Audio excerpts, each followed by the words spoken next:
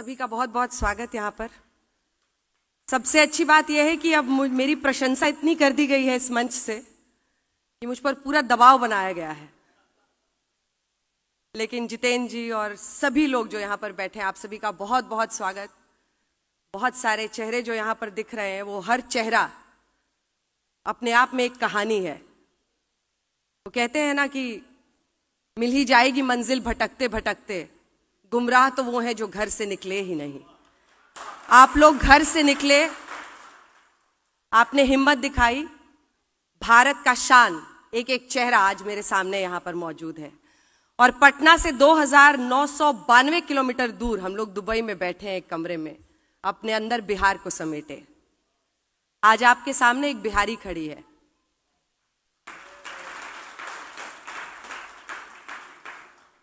और एक अलग ही गर्व की अनुभूति होती है इस बात पर।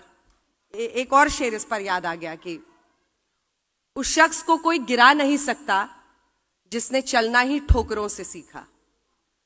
हम लोग बिहार में शुरुआती जिंदगी में शायद इतनी मुश्किलों का सामना कर लेते हैं कि पत्थर से फौलादी होकर सड़क पर निकलते हैं कि जो भी होगा उससे कम ही होगा, फिर रास्ता खुद ही आसान हो जाता है। आरव है, कहाँ है आरव? हाँ, यहाँ बैठे हैं आरव।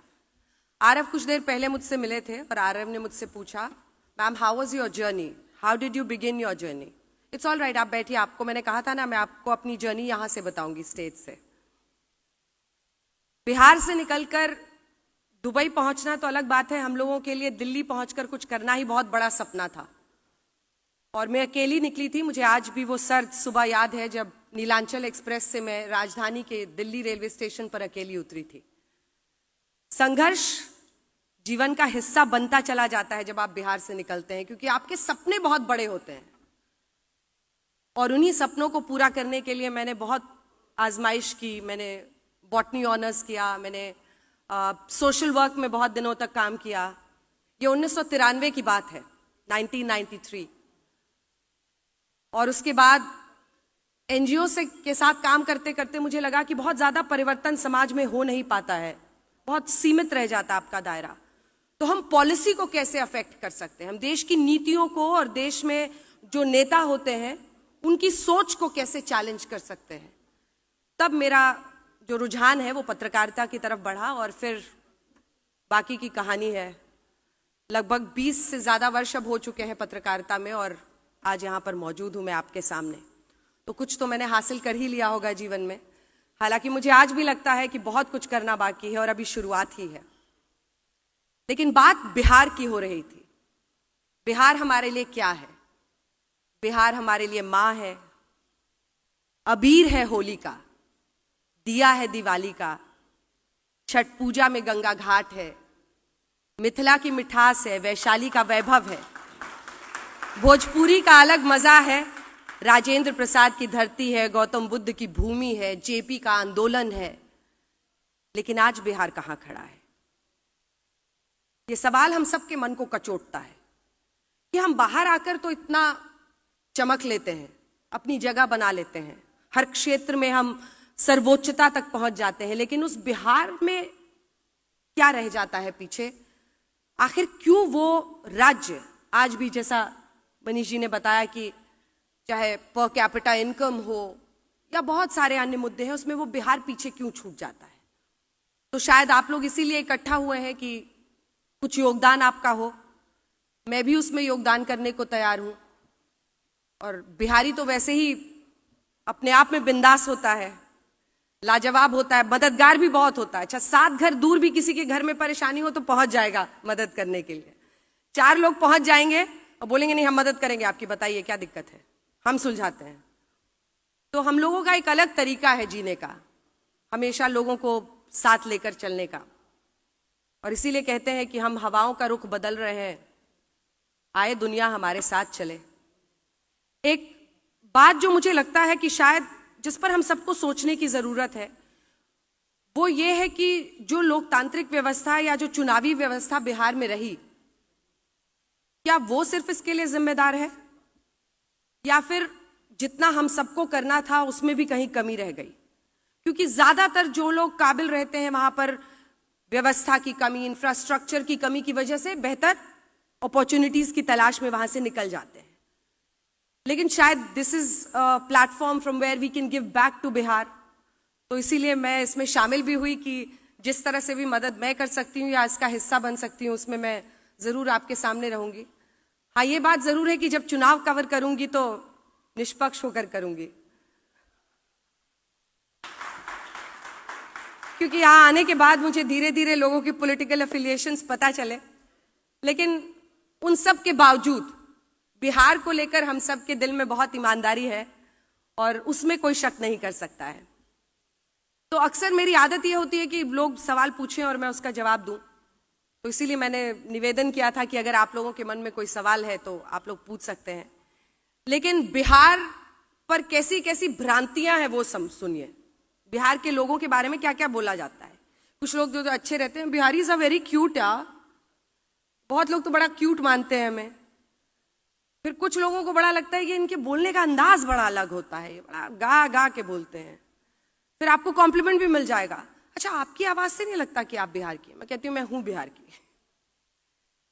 फिर बिहार के लोगों के बारे में और भी तरह तरह की भ्रांतियां हैं कि वो दिमाग से नहीं काम करते हैं या अनकूथ होते हैं, अनसिविक होते हैं। तरह तरह की लोगों ने स्टीरियोटाइप्स फैलाई हुई है, जिसका मुकाबला मैंने भी दिल्ली यूनिवर्सिटी में किया, क्योंकि मेरी कॉलेज की सारी पढ़ाई दिल्ली से ही हुई। तो कई बार बोलते थे कि हाँ तुम बिहारी ही रहोगे, कहते थे हाँ हम बिहारी ही रहेंगे, और बहुत गर्व से कहते थे। तो आज मुझे लगता है कि सब कुछ बदल रहा है, लोगों की सोच बदल रही है, लोगों की राय भी बदल रही है, और वो इसलिए क्योंकि हम लोगों ने बड़ी मेहनत से ये मुकाम हासिल किया है।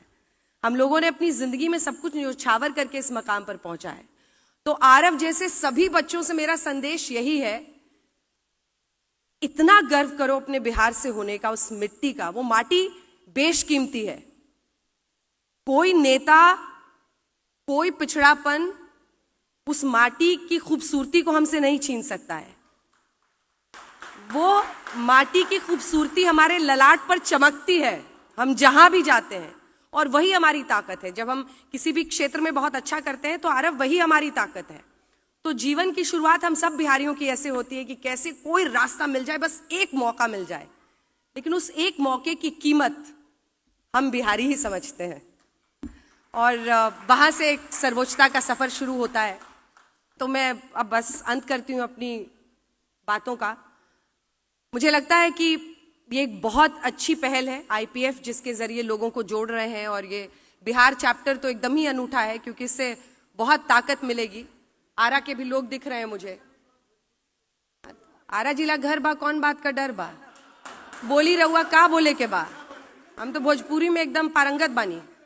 हाँ तो ठीक है, बोला अहाँ किया करे छी ना करे छी, हमें सब भाषा पता है, थोड़ी बहुत हर भाषा पता है, लेकिन भोजपुरी में तो अच्छा बड़ा दिलचस्प है। मेरे पिताजी के साथ जब हम लोग छोटे थे तो जाते थे, तो जैसे ही मनेर के पास पहुंचने लगे, गांव की तरफ पहुंचने लगे, तो गाड़ी में अंदर भी हम लोगों से भोजपुरी में बात करने लगते थे। अब आप बाहर वालों से तो कर रहे हैं, हमसे क्यों भोजपुरी में बात कर रहे हैं। तो ये मिट्टी और ये खुशबू आती है वो हवा की, और वो हमें वो लाती है अपना जो बचपन बीता है उसकी कहानी लाती है मन में, इसीलिए हम लोग भोजपुरी में बात करते हैं। तो भोजपुरी कितने लोग हैं आरा के यहाँ पे? काफी लोग हैं। हाँ, सिवान की संख्या ज्यादा है, ठीक है।